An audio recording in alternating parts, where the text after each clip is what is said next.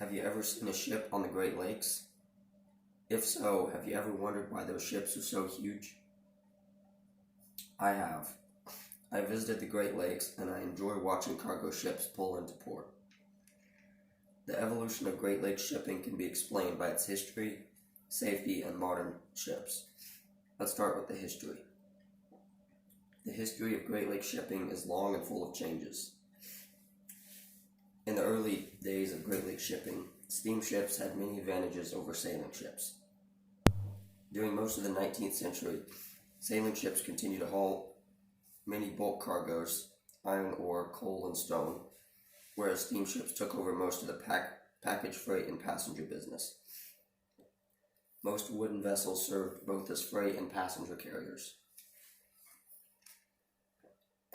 Lumber was a plentiful cargo. As the lumber regions of Michigan, Wisconsin, and Minnesota became active in the 1870s, a new type of vessel known as a steam barge was used to carry this kind of awkward cargo, and there's an example of one. According to the Minnesota Historical Society on February 26th, nearly 600 steam barges were built between 1870 and 1900.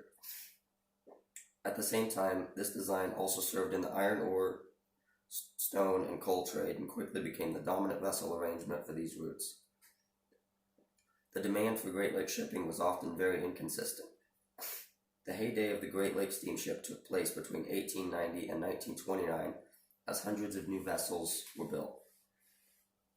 Many times, vessel owners were convinced that the growth of the industry would stay and were unprepared when the demand dropped.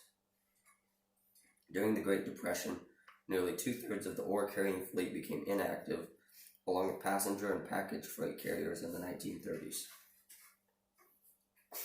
Vessels began to grow larger. These larger vessels carried primarily iron ore, coal, limestone, and wheat. These vessels reached a length in excess of 600 feet and carried upwards of 10,000 tons. One reason for this is that larger ships are more efficient. At first, it was more profitable to convert ships to diesel rather than build new ones. Once ships grew larger, however, it became cheaper to move more cargo. Now let's talk about safety. Safety is very important to shipping on the Great Lakes. There have been many safety improvements made over the years to Great Lakes ships. According to the Smithsonian on February 26th, between 1878 and 1897, the lakes claimed almost 6,000 ships.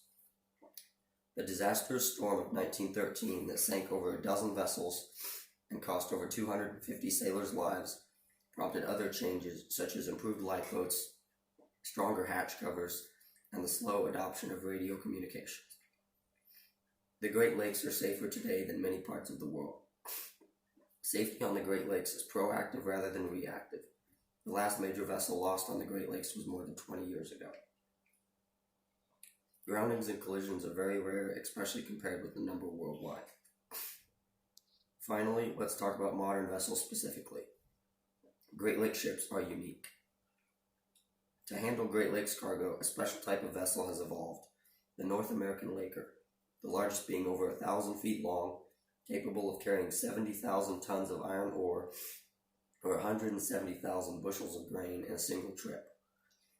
According to WBEZ Chicago, trucks or rail cars can't compete with the carrying capacity of modern ships, and maritime transport remains the most efficient way to get steel supplies around the Great Lakes region. Lakers also have world-class handling. Many ships can navigate without tugboats and unload without using cranes. Many ships use self-unloaders that enable one person to unload the entire ship. And there's an example of one right there.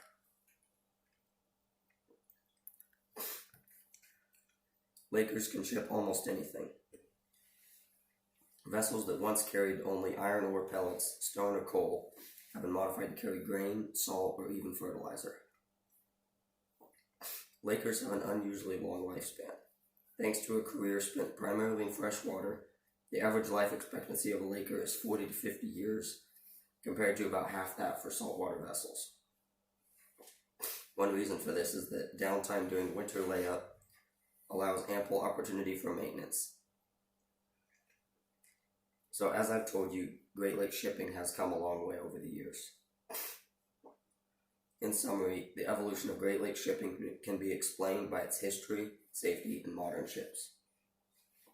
As Jim Weekly put it, we can move a ton of ore 600 miles for the cost of lunch.